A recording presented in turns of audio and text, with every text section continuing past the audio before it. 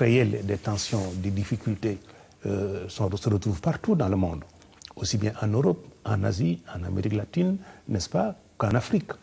Par conséquent, il peut y avoir effectivement des forces qui ont infiltré les milieux policiers et qui ont pu utiliser des armes pour porter atteinte à la vie de telle ou telle personne. Dans le débat, on a parlé on a insinué en tout cas de forces politiques. Vous pensez que c'est... Je n'en sais rien, à la vérité. Moi, je préfère ne parler que ce dont je suis sûr. Oui. Ce qui est sûr et certain, c'est que s'il y a eu infiltration, elles sont le fait d'une force quelconque, qu'elle soit politique, qu'elle soit citoyenne, elle a existé. Maintenant, y a-t-il eu infiltration? C'est à l'enquête de le prouver. Absolument. Si l'enquête balistique prouve par exemple que la balle qui a tué Bassirou Faye est une balle qui n'appartient pas au registre des armes dont se servent les forces de l'ordre, à ce moment-là, il faudra bien aboutir à la conclusion qu'elle a été tirée par une personne qui est extérieure aux forces de police. Vous voyez. Et il faut en tirer toutes les conséquences. Si au contraire, il s'agit d'une balle qui entre dans le cadre des balles qui sont utilisées régulièrement par la police, on peut supposer que c'est en ce moment-là un élément des forces de police qui aurait tiré. Dans quelles circonstances maintenant a-t-il tiré? Cela encore, c'est à l'enquête de le prouver.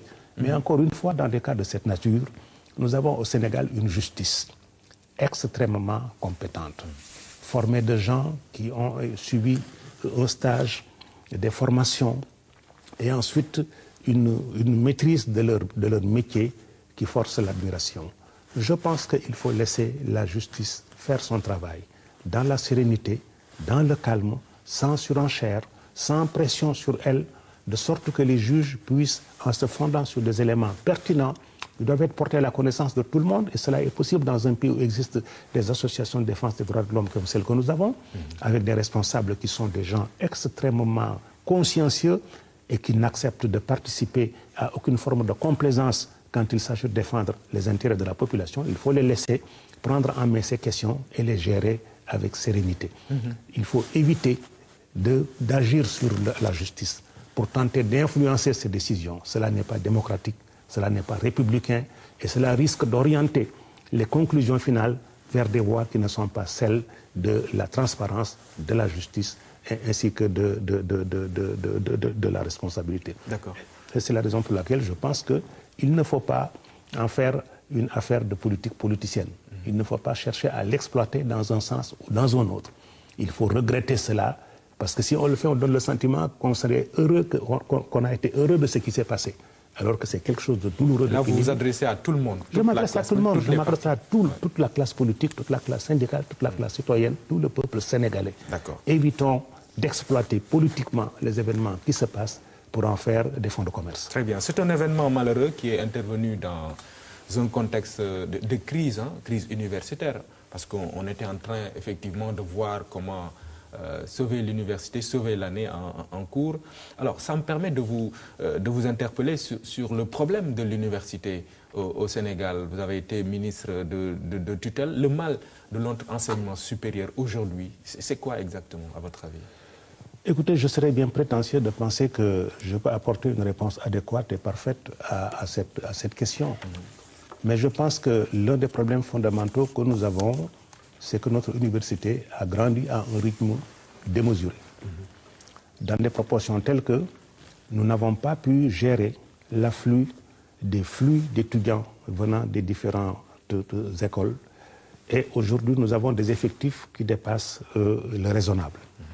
Et la gestion de ces effectifs pose des problèmes considérables.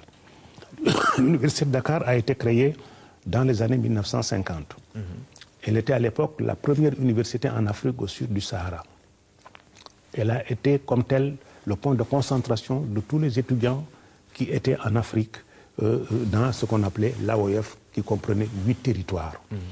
Cette université a été également là où se sont formés quelques-uns des plus importants cadres africains. Elle a une tradition de lutte qui a été élaborée au cours des années de résistance contre le système colonial. L'université était un foyer au sein duquel les combats étaient menés de façon systématique contre toutes les formes de domination, toutes les formes d'oppression, les guerres coloniales qui avaient eu au Vietnam, qui avaient eu en Algérie, qui avait lieu au Cameroun, qui avait lieu à Madagascar, les tensions ainsi que les violences qui se sont fait jour en Afrique, qu'il s'agisse des crises Ashanti, etc.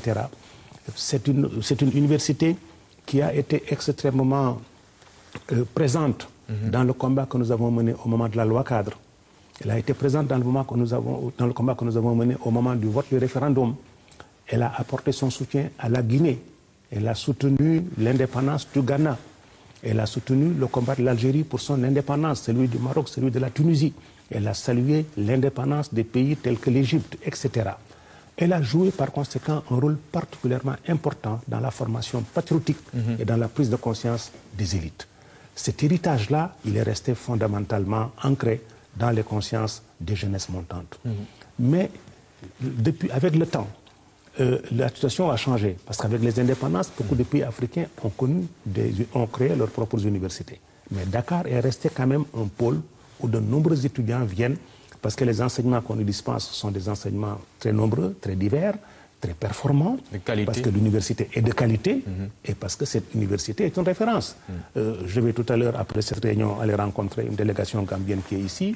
Je peux vous dire que quand nous avons été en Gambie, pour rencontrer nos frères gambiens et discuter sur les problèmes de la Sénégambie, je ne peux pas vous dire tout le plaisir que j'ai eu de voir que les cadres gambiens, les universitaires gambiens, les professeurs d'université gambienne étaient fiers d'avoir été formés à l'université de Dakar. Et ils le disaient avec beaucoup, n'est-ce pas, de fierté, beaucoup de satisfaction. Alors, tout cela nous a amené à ceci, chacun veut aller à l'université. Chacun veut aller à l'université parce que c'est le moyen d'accéder à une situation qui vous permette de pouvoir demain satisfaire non seulement le pays en termes de cadre, mais aussi apporter de quoi vivre à sa famille ainsi qu'à ses parents. Or, nous n'avons pas les capacités d'accueil pour cela. L'évolution des effectifs n'a pas suivi l'évolution des infrastructures. Ça veut dire quoi? Que tout le monde aujourd'hui ne peut plus aller à l'université? C'est clair et net. C'est clair et net. D'ailleurs, un pays dans lequel chacun va aller à l'université ne me paraît pas être le pays idéal. L'université est une structure de sélection dans laquelle n'accèdent que les éléments qui sont les plus futés, les plus armés intellectuellement et qui sont capables de faire face, n'est-ce pas, aux défis de l'enseignement supérieur. Malheureusement, au Sénégal, dès que quelqu'un aujourd'hui a le baccalauréat, immédiatement, son objectif, c'est d'aller à l'université. Les formations courtes n'existent pas pour la plupart. Alors, tout ceci a fait l'objet d'une réflexion extrêmement approfondie, à l'initiative du ministre actuel. Une réflexion qui a été gérée par quelqu'un comme le professeur Bachir Diagne, qui est quand même une notabilité sur le plan intellectuel, une autorité sur le plan moral et scientifique, et qui est d'une crédibilité que personne dans le monde ne conteste. Ils ont travaillé avec les organisations syndicales, telles que le SAES, telles que les autres organisations. Ils ont travaillé avec les opérateurs économiques et les utilisateurs des produits de l'université. Ils ont travaillé avec les étudiants. Ils ont travaillé avec les personnels administratifs, techniques et scientifiques. Ils ont essayé de s'inspirer de l'exemple des autres universités qui sont les plus performantes dans le monde. Un monde qui est un monde de compétition, où nous devrons faire tout ce qui est à notre pouvoir pour être à la hauteur de nos responsabilités et pour compter parmi les meilleurs. Ils ont abouti à des conclusions qui sont d'une pertinence avérée. 78 propositions ont été faites. Ça a fait l'objet d'un conseil présidentiel, auquel, pendant ce conseil présidentiel, le chef de l'État a donné sa caution à ces conclusions. Par conséquent, nous avons aujourd'hui ce qui nous manque le plus, les éléments d'une politique universitaire capable de sortir le Sénégal de l'impasse et capable de le projeter sur les rampes de l'émergence. Nous avons dépassé le stade dans lequel nous étions entre 1981 et 1984, à l'époque des États généraux de l'éducation. Nous avions à l'époque réfléchi, mais entre-temps, le monde a changé.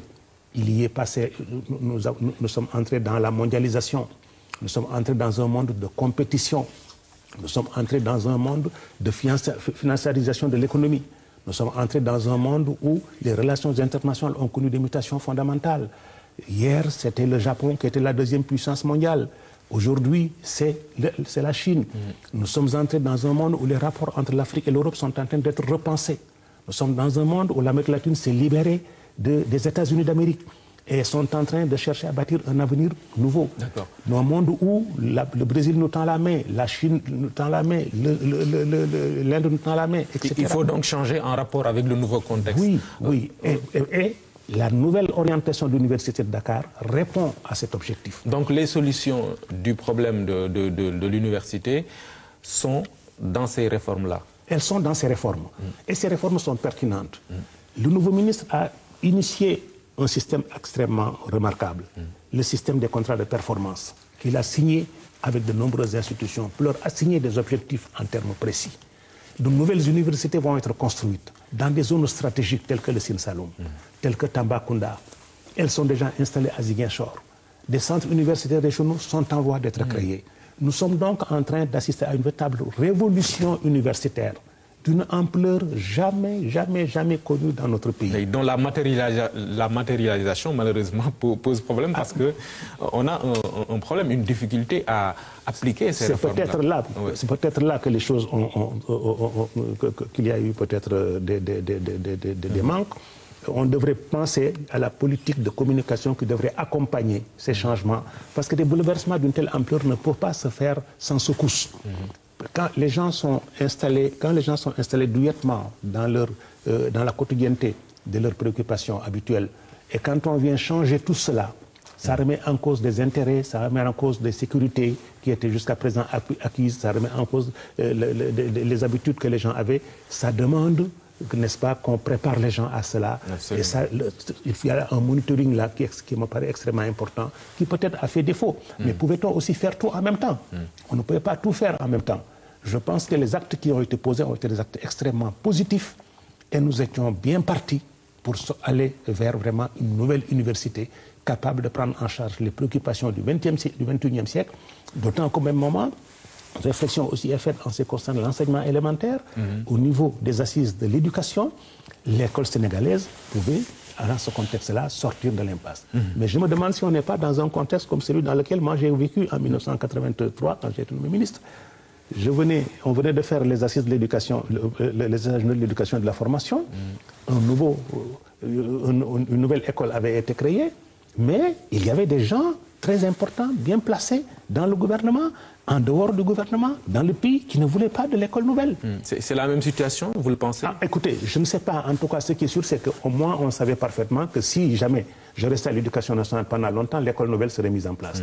Vespour, qui était l'un des experts les plus importants de la Banque mondiale, quand il m'a rencontré à Nice, où j'étais venu représenter l'UCESCO, au steering committee qui préparait la conférence mondiale de l'éducation à Jomsiane, il m'a dit, si vous étiez resté à l'éducation plus longtemps, le Sénégal aurait résolu ses problèmes éducatifs, n'est-ce pas?